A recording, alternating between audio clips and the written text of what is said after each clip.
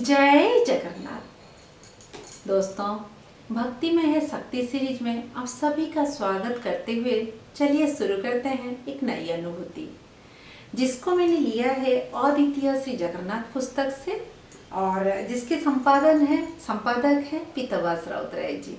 दोस्तों, ये पुस्तक में मैं जो अनुभूति सुना रही हूँ, इस पुस्तक से मैंने कुछ अनुभूति पहले भी सुना चुकी हूँ, लेकिन अगर आप लोगों को बहुत से ऐसे अनुभूति हैं जो कि मैं सुनाई नहीं हूँ, पढ़ना चाहते हैं, मैं कोई उसका वो नहीं कर रही हूँ मतलब, लेकिन आप लोगों को बता रही हूँ कि अगर पढ़ना है तो आप लोगों को स्क्रीन में फ्लैश होते हुए नंबर मिल जाएगा।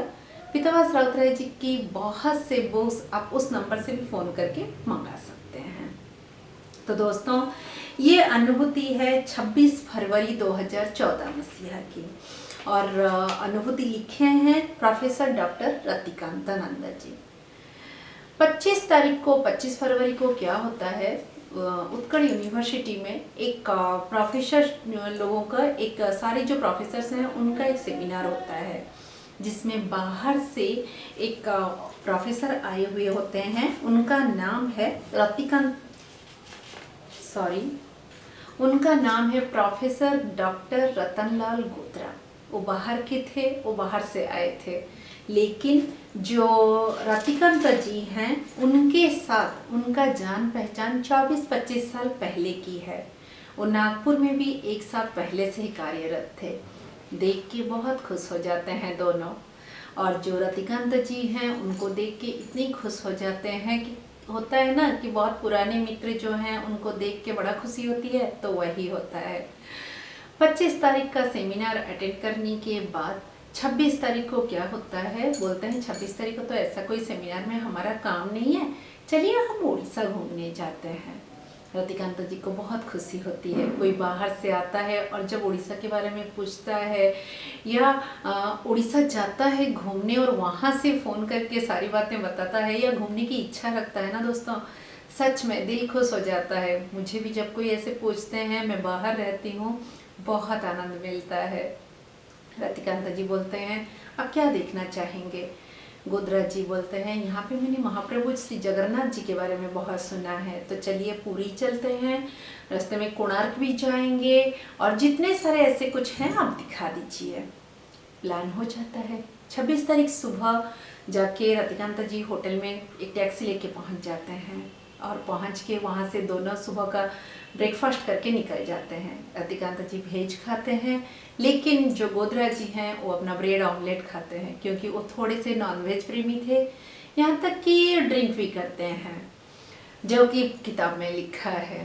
तो दोस्तों, उनको बहुत ज़्यादा मतलब उनके परिवार में कोई, जैसे कि वो गुजरात से हैं तो फिर उनके परिवार में कोई नॉनवेज नहीं खाता, लेकिन वो बाहर नॉनवेज खाना बहुत पसंद करते हैं। खाने के बाद वो निकल जाते हैं। निकलने के टाइम पे रास्ते में रतिकांत जी वहाँ, जैसे रास्ते में जाते जाते ना, यहाँ पे लिंगराज मंदिर है, यहाँ पे धौड़ीगिरी है, ये सब बताते हुए जाते हैं। उड़ीसा की संस्कृति वो जानने का इच्छा रखते हैं, तो वो सब बताते हुए जाते हैं। उस टाइम रतिकांत जी बोलते हैं एक काम करते हैं, हम पहले कोणार्क चले जाएंगे, कोणार्क में देख के फिर हम पुरी जाएंगे, शाम को पुरी का दर्शन करके फिर हम प्रसाद का सेवन करके फिर हम भुवनेश्वर वापस आएंगे। गोत्रा जी बोलते हैं ऐसा है, शाम का जो खाना पीना है ना, होटल में बहुत ही अच्छे से बंदोबस्त हुआ है और बहुत अच्छा खाना पीना सब बहुत ही अच्छा अरेंजमेंट हुआ है। हम एक काम करते हैं, पहले चलिए पुरी चलते हैं, उसके बाद कोणार्क जाएंगे और कोणार्क जाके फिर आ जाएंगे, लेकिन जल्दी पहुंचेंगे क्योंकि होटल का खाना खाना है। उसी टाइम रतिकांत जी समझ जाते हैं कि इनको थोड़ा सा ड्रिंक करने का शौक है, तो वो जैसे कि ड्रिंक मतलब दोस्तों आप समझ सकते हैं, थोड़ा सा शराब पीते हैं और रात को, तो बोले कि शायद उसीलिए वो चाहते हैं कि मंदिर का प्रसाद सेवन ना करके वो आके रात को होटल में खाएं। तो दोस्तों, वो क्या करते हैं, बोलते हैं अच्छा ठीक है, आपको जैसा इच्छा वैसे चलिए करते हैं। और करने के बाद वो आगे आगे जाते हैं, फिर कोणार्क की तरफ ना जाके वो सीधा पुरी के लिए जाते हैं। बोलते हैं आप अपना उड़ीसा की संस्कृति के बारे में कुछ बताइए। तो रतिकांत जी बहुत खुशी से बताते हैं, लेकिन उनके चेहरे से ना जैसे कि बोरियत का मतलब आभास होता है, जैसे उनको सुनने को मजा नहीं आ रहा है। वो बोलते हैं एक काम कीजिए ना, आप हम जो पुरी जा रहे हैं महाप्रभु के पास, आप उनके बारे में बताइए, उनके कुछ बातें बताइए। वो सुनने के बाद रतिकांत जी बोलते हैं उनके बारे में मैं कहाँ से शुरू करूँ। दोस्तों जब मैं बोल रही हूँ आप देख सकते हैं मैं भी ततला रही हूँ। तो वही रतिकांत जी बोलते हैं कि मैं उनके बारे में कहाँ से शुरू करूँ, क्या शुरू करूँ और उनके लिए क्या बोलूँ। फिर वो आंख बंद करके महाप्रभु को ध्यान करते हैं और महाप्रभु के लिए उनका रथ यात्रा, उनका स्नान यात्रा, उनके साथ भक्तों की अनुभूति, उनका स्थापना, उनके मंदिर की स्थापना, सारी बातें बताते हैं। आप विश्वास नहीं करेंगे, रतिकांत जी जब बोल रहे हैं, गोधरा साहब जो है वो ऐसे सुन रहे थे जैसे कि उनको ना प्यास लग रही है गाड़ी के अंदर, ना कुछ लग रहा है, बस आप बोलते जाओ, आप बोलते जाओ, मैं सुनते जाऊंगा। देखते देखते पूरी आ जाती है, पूरी में पहुंचते हैं, दर्शन करने जाते हैं। महाप्रभु की दर्शन इतनी सुंदर भाव से होता है कि उस दर्शन करके उनका दिल खुश हो जाता है। वहाँ पे रतिकांत जी उनको अंदर लेके जाते हैं। स्टार्टिंग से जैसे मंदिर है सबके बारे में बताते हुए जाते हैं। आखिर में जब वो चक्का अखी जो जगन्नाथ जी जो चतुर्था मूर्ति, उनको दर्शन के लिए उनके मंदिर में प्रवेश करते हैं, उस टाइम उनकी आंखों से अश्रुओं का धारा बहता रहता है। गोधरा जी खुद नहीं समझ पाते वो किसको देख कैसे लीन हो गए हैं। वहां से उनको हिलने को मन नहीं कर रहा था। रतिकांत जी खुद नहीं समझ पा रहे थे कि उनको कैसे वहां से वो वापस लाएं। दोस्तों जैसे लग रहा था वो वहां पे ही गुम हो गए हैं। शरीर तो है, मन तन प्राण सब कहीं चला गया है। एक लकड़ी का जैसे वो खड़ा होता है ना, वैसे ही खड़े हैं। रतिकांत जी उनको हिलाते हैं, वहां से घुमा के उनको लेके आते हैं। फिर वो बोलते हैं चलिए सर, आप होटल चलेंगे, फिर कोणार्क के लिए लेट हो रहा है। नहीं, हम कोणार्क नहीं जाएंगे, हम यहीं पे प्रसाद सेवन करेंगे और हम सीधा फिर होटल चले जाएंगे। रतिकांत जी को लगता है कि जैसे कि शायद कोणार्क जाएंगे तो लेट हो जाएगा उनका खाना पीना, इसीलिए शायद गोधरा जी यही बोल रहे हैं। बोलते हैं अच्छा चलिए, आपको आनंद बाजार लेके जाता हूँ, वहाँ पे आपको प्रसाद सेवन करवाता हूँ। वहाँ लेके जाते हैं, उनको वहाँ पे प्रसाद सेवन करवाते हैं। वो प्रसाद सेवन करने के टाइम में भी उनकी आंखों से अश्रुओं का धारा छूटता है और मांग मांग के वो प्रसाद लेते हैं, पूरा प्रसाद सेवन करते हैं। उसके बाद आत्मा शांति बोल के पूरी से आते हैं, कोणार्क नहीं जाते, वापस अपने ही होटल में आते हैं। फिर रतिकांत जी को जैसे कि पहले ही बोल दिए थे कि आज आप जो डिनर है हमारे साथ कीजिए। तो दोस्तों दोनों आके चैन से अपने कमरे में बैठते हैं। रात की 8 बजता है तो जो आपका जो वेटर है वो आके नॉक करता है कि सर डिनर नीचे लग गया है, आप आके डिनर कर सकते हैं। आप यहाँ पे चौंक जाएंगे दोस्तों।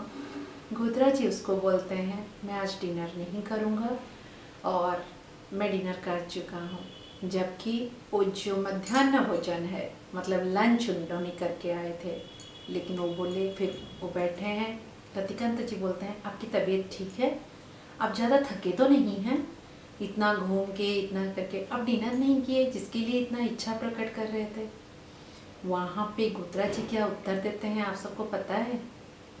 वहाँ पे गोधरा जी उत्तर देते हैं आपने आज जिस महाप्रभु के बारे में इतना सुनाया, उनको देखने के बाद, उनको दर्शन करने के बाद, उनका प्रसाद सेवन करने के बाद मुझे मन नहीं है कि मैं और कुछ खाके उनके प्रसाद की अपमान करूं। ये जो शरीर, ये जो मन, ये जो पेट, उनको देख के उनके प्रसाद से जो तृप्त हुआ है, जो धन्य हुआ है, आज का दिन मैं वैसे ही उसको रहने देना चाहता हूँ। बोलते हुए आंखों से अश्रुओं की धारा छूटती है। दोस्तों रतिकांत जी वहाँ पे मौन हो जाते हैं, उनके मुंह से कुछ नहीं निकलता। वो उनको रात्रि विदाई दे के गुड नाइट बोल के वो वहाँ से आ जाते हैं। दूसरे दिन सुबह सुबह एयरपोर्ट मतलब गोत्रा जी को रिटर्न जाना होता है अपने घर, तो वो रिटर्न चले जाते हैं। रतिकांत जी उनको जाके एयरपोर्ट में सी ऑफ करते हैं और वो चले जाते हैं। लेकिन घर जाके अपनी पत्नी और दोनों बेटों को सारी बातें बताते हैं, सारी कहानी, महाप्रभु की करिश्मा, महाप्रभु की प्रसाद की करिश्मा, महाप्रभु की दर्शन की करिश्मा। ऐसे बोलते हैं कि वहाँ से उनकी पत्नी की फ़ोन आती है रतिकांत जी को। वो बोलते हैं आज मैं इनके मुंह से सुन के महाप्रभु के बारे में मैं धन्य हो गई हूँ, हम भी एक बार आएंगे, आप हमें ऐसे ही दर्शन कराइएगा ना, ऐसे ही प्रसाद सेवन करवाइएगा ना। रतिकांत जी खुले दिल से खुले मन से उनको स्वागत करते हैं, आप कभी भी आइए।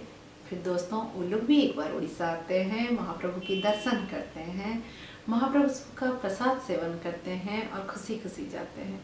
और उस प्रसाद सेवन के बाद मतलब पहली बार जो गोत्रा जी ने प्रसाद सेवन किया था 26 फरवरी 2014 को, उस दिन के बाद उन्होंने फिर अपना जो ड्रिंक करने का जो प्रवृत्ति था उसको छोड़ देते हैं। रतिकांत जी बोलते हैं एक जो बाहर का इंसान, एक जो ऐसे इंसान को भी महाप्रभु अपने जाल में फांस देते हैं, अपना भक्त बना देते हैं, वो अपना ही बना लेते हैं। बस इतना ही बोल सकते हैं। दोस्तों अनुभूति कैसी लगी मुझे कमेंट सेक्शन में ज़रूर बताइए। और एक बार अगर आप लोगों को अनुभूति अच्छी लगती है तो लाइक कीजिए, अपनी फैमिली फ्रेंड्स के साथ भी शेयर कीजिए। चैनल को अगर अभी तक सब्सक्राइब नहीं किए हैं तो सब्सक्राइब कर दीजिए। हाँ, बहुत जल्दी एक नई अनुभूति के साथ फिर से मिलती हूँ। जय जगन्नाथ।